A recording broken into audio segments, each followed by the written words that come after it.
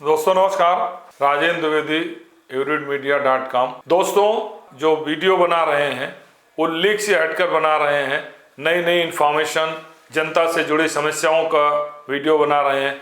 अगर आप इसे पसंद करते हैं तो लाइक, सब्सक्राइब और शेयर जरूर करें।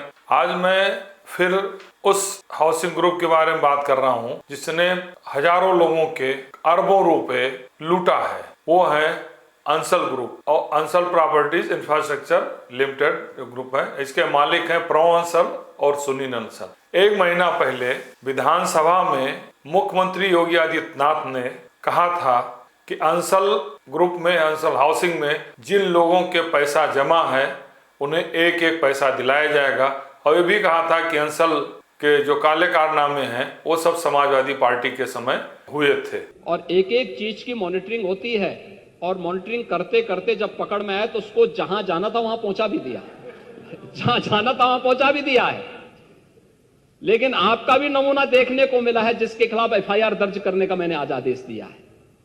ये अंसल तो आप ही की उपस्थिति थी, आप ही के समय में उसको उसकी सारी इलीगल मांगों को पूरा करके निवेशकों के साथ और होम बायर्स के साथ धोखा हुआ है।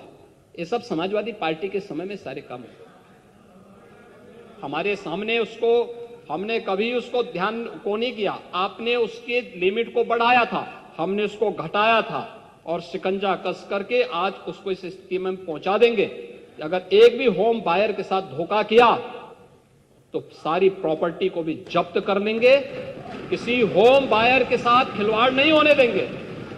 लेकिन मैं इस बात के लिए भी आश्वस्त करूंगा कि अगर किसी को गलतफहमी होगी कि किसी गरीब का पैसा या किसी नागरिक का पैसा लेकर के वह कहीं भाग जाएगा तो पाताल से भी उसको निकाल करके लेके आएंगे और सजा दिला देंगे और सबको हम गारंटी देंगे कि उसका पैसा उसको मिल जाए। अब सवाल ये उठ रहा है कि मुख्यमंत्री के स्पष्ट निर्देश के बाद भी हाउसिंग विभाग भी मुख्यमंत्री के पास है।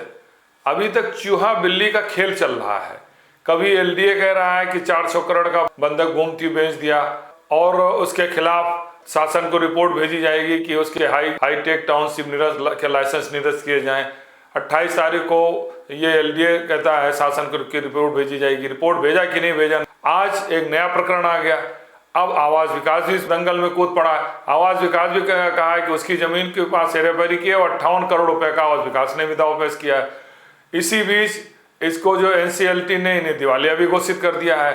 बायर एसोसिएशन ने इसको दिवालिया घोषित करने के खिलाफ जब दाखिल किया कि इसको दिवालिया कैसे घोषित किया, इसके खिलाफ कार्रवाई की जाए, इसको हटाया जाए, तो एलडीए ने भी पार्टी बन गई है।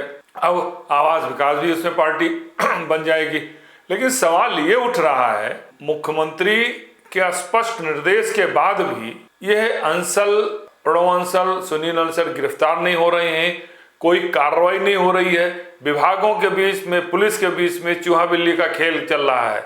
कोई स्पष्ट कार्रवाई होती दिख नहीं रही है। इस बीच उसको हर तरफ से रिलीफ मिलती जा रही है।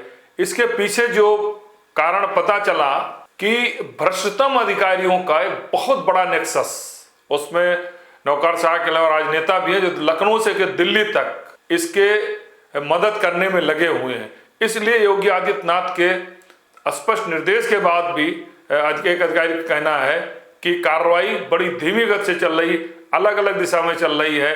अब मुख्यमंत्री ने तो स्पष्ट निर्देश दे दिया था, अब तक कार्रवाई हो जानी चाहिए, लेकिन नहीं हो पा रही। अब सवाल यही उठ रहा है कि आखिर मुख्यमंत्री से उत्तर प्रदेश में बड़ा कौन है।